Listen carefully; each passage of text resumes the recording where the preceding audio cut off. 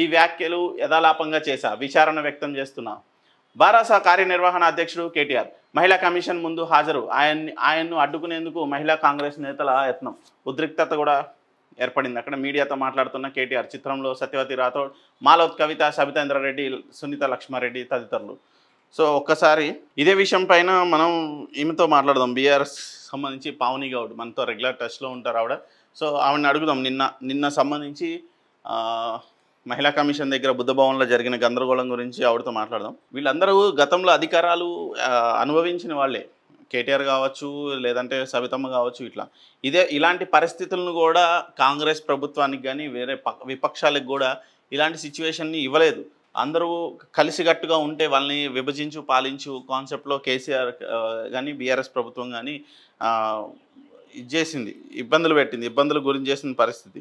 So ఇబ్బందులకు గురి చేసినా కూడా కొట్లాడి కాంగ్రెస్ గెలిచిన ఇదిని ఆ ఫీల్ ఏదైతే మాకు చేస్తారు అనుకుంటున్నారో అది చేయకుండా అయిపోయింది. మొత్తం డైవర్షన్ పాలిటిక్స్. నిన్న జరిగిన హైడ్రామా మొత్తం పాత నీరుని పోగొట్టి కొత్త నీరుని తీసుకురావడమే కాన్సెప్ట్. పాత గందరగోళాన్ని వదిలిపెట్టేసి, రైతుల సమస్యల్ని వదిలిపెట్టేసి, విద్యార్థుల సమస్యల్ని వదిలిపెట్టేసి, ప్రతి సమస్యని వదిలిపెట్టేసి ఓన్లీ మేము ఏదైతే ప్లాన్ చేస్తున్నామో అది ప్రీ ప్లాన్డ్గా ఒకదాన్ని ఫ్యాబ్రికేట్ చేస్తున్నారు. ఆ ఫ్యాబ్రికేట్ చేసిన దాన్ని మనుషుల మీద నాయకులు ప్రజలపైన రుద్దుతున్నారు. అందరి ఆలోచనల్ని డైవర్ట్ చేస్తున్నారు.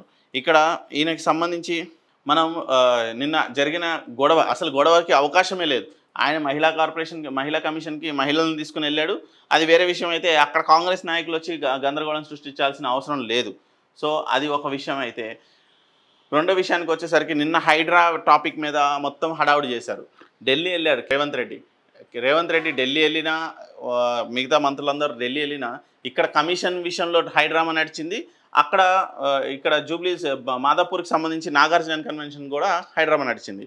ఒక్కసారి పావని గౌడ్ గారితో మాట్లాడదాం. మేడం నరసింహ గారు, గుడ్ మార్నింగ్. ఏంటి నిన్న అంతా హైడ్రామా?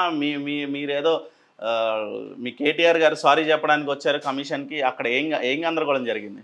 ఇప్పుడు నిన్న కమిషన్ లో హాజరు కావాలని కేటీఆర్ అన్న గారికి వాళ్ళు డేట్ చెప్పిండ్రు, టైం ఇచ్చిండ్రు. అన్నగారు అక్కడికి వస్తుంటే మేము కూడా మహిళలందరము మహిళా కమిషన్ కి కదా అనేసి కొంతమంది మహిళలము బీఆర్ఎస్ పార్టీ నాయకురాళ్ళము వెళ్ళిన తర్వాత మమ్మల్ని లోపలికి అలో చేయలేదు. రామన్నని లోపలికి అలో చేసిండ్రు. రామన్న వెళ్ళిపోయిన తర్వాత జిహెచ్ఎంసీ కార్పొరేటర్స్ ఉంటారు, మాజీ కార్పొరేషన్ చైర్పర్సన్స్ ఉంటారు, మహిళా నాయకురాళ్ళం ఉంటాము, మాజీ జనరల్ సెక్రటరీలో ఉంటాము, మహిళా అధ్యక్షురాళ్ళం ఉంటాము. వీళ్ళందరినీ కూడా పోలీసుల నిర్బంధంలో గేట్లు బంద్ చేసి బయట నిలబెట్టిండ్రు బీఆర్ఎస్ నాయకురాళ్లను. తర్వాత డ్రామాటిక్ గా క్రియేట్ చేయడానికి కాంగ్రెస్ నాయకురాళ్ళు ఎక్కడి నుండి వచ్చిండ్రో మాకు తెలియదండి. వచ్చి మేము శాంతియుతంగానే ఉన్నాం అప్పటి వరకు కూడా. వాళ్ళు నినాదాలు చేసుకుంటా, మా మీదికి దుష్భాషలు ఆడుకుంటా, బూతు పదాలు వదిలేసి మమ్మల్ని కొట్టడానికి వచ్చిండ్రు.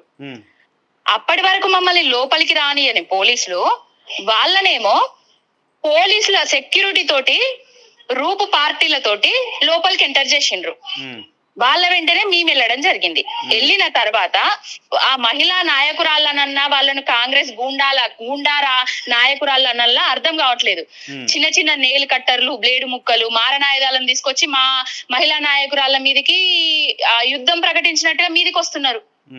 బూతు పదాలు యూజ్ చేసుకుంటా.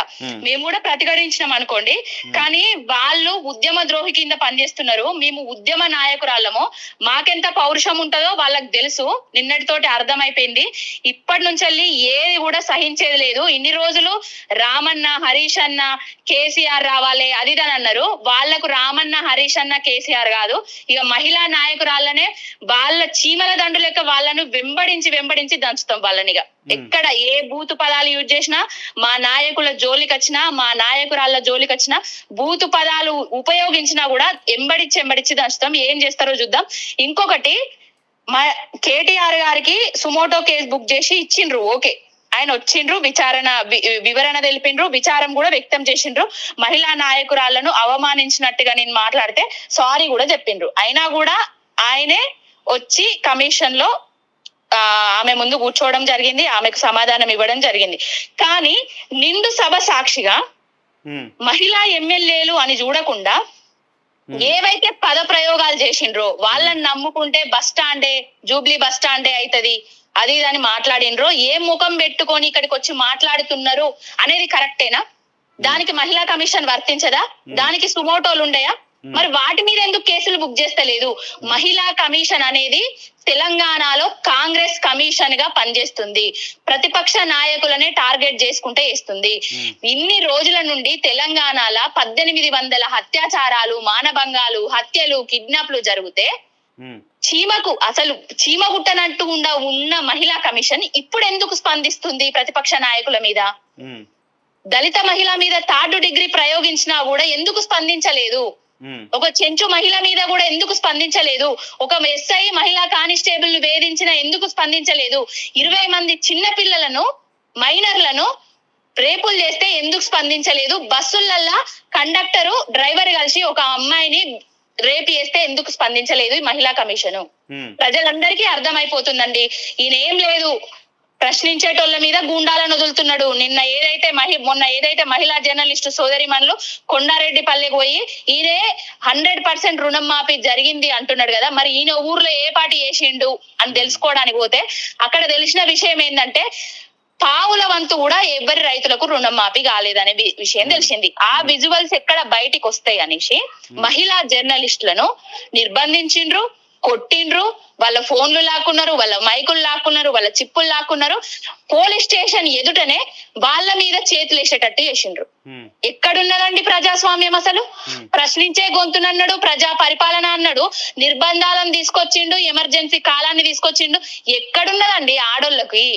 ఎక్కడుంది ప్రజాస్వామ్యం? ఎక్కడుంది ఆడవాళ్ళకి రక్షణ? నిండు అసెంబ్లీ సాక్షిగా లేదు, జర్నలిస్టులకు లేదు, నిన్న మా బీఆర్ఎస్ నాయకురాళ్లకు లేదు. అంటే మహిళా కమిషన్ ఒక్క రెస్పాన్సిబిలిటీనే కాదు, అసలు స్టేట్ లో హోమ్ మినిస్టరే లేడు కదా. స్టేట్ లో హోమ్ మినిస్టర్ లేదు, శాంతి భద్రతలు లేవు, ఏం జరుగుతుందో విద్యాశాఖ మంత్రి లేడు, ఏం లేదు. ఏమన్నంటే ఆయన ప్రదక్షిణలు, ఆయన మెప్పు కోసము ఢిల్లీ ప్రదక్షిణలు చేస్తున్నాడు అంతే. ఇప్పుడు ఆయన సీటును కాపాడుకునే ప్రయత్నంలా ఢిల్లీ ప్రదక్షిణలు చేస్తున్నాడు. ఇంకొకటి, ఇవన్నీ రుణం మాఫీది ముందుకొస్తుంది, రైతులందరూ రోడ్ల మీదకి వస్తున్నారు. నేను డ్రామా ప్లే చేయాలనేసి ఒక హైడ్రా అనే ఒక డ్రామాటిక్ దాన్ని మళ్ళా తెర మీదకి లేపిండు. లేపిన తర్వాత నాగార్జునది కన్వెన్షన్ కూలగొట్టిండు. సరే, మరి మిగతా కాంగ్రెస్ ఎమ్మెల్యేలే, మంత్రులే వీళ్ళందరి కనబడతలేవా? ఓన్లీ ప్రతిపక్ష నేతలే, సినీ ఇండస్ట్రీయే కనబడుతున్నాయా? అంటే ఇప్పుడు హైదరాబాద్ ను ఏం చేద్దాం అనుకుంటున్నాడు? ఒక భయభ్రాంతులకు గురి చేసి రాబోయే 4 రాష్ట్రాలల్లా ఎన్నికల ఖర్చుల కోసం ఒక్కంది కూలగొడితే అందరు బ్యాగులు సంచులు పట్టుకొని వస్తారనేసి ఈయన డ్రామాటిక్ పాలిటిక్స్ కి క్రియేట్ చేస్తున్నాడు. ఇంకొకటి ఏంటంటే ఈయన మొత్తం డైవర్షన్ పాలిటిక్స్, PR స్టంట్లు, రైతుల రుణం మాపి 100% చేయలేక అది మొత్తము ఏంటంటే బూమరంగ్ అయింది ఆయనకే. దేవుళ్ళ మీద ఒట్లేయడము, హరీష్ అన్నను రాజీనామా చేయాలనడము, ఇంకొకటి దుష్భాషలాడడము, పిల్లల ముందు, స్కూల్ పిల్లల ముందు కేసీఆర్ గారి విగ్రహం పెట్టాలని చచ్చిపోతే అది దాన్ని మాట్లాడడము, ఇవన్నీ తెర మీద ఉండకుండా చెయ్యడానికి, హైడ్రా అనేది నెగటివ్ ఇంపాక్ట్, కొత్తగా ఏదో చేసినా అని చెప్పుకోవడానికి, ఆయనే ముద్రను కనిపించుకోవడానికి అట్లాంటి ప్రయత్నాలన్నీ చేస్తున్నాడు. కానీ తెలంగాణ ప్రజలు బహు చైతన్యవంతులు.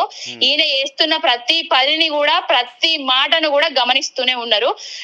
ఈ 9 నెలల పాలనల ఎన్నడూ లేని సంక్షోభం వచ్చిందండి తెలంగాణలో. ఐటీ డమాలన్నది, ఐటీ ఉద్యోగాలు దొరుకుతలేవు. రియల్ ఎస్టేట్ మొత్తం డమాలన్నది. రియల్ ఎస్టేటర్లు మొత్తం ఏంటంటే ఆస్తులు అమ్ముకునే దానికి వచ్చేసింది.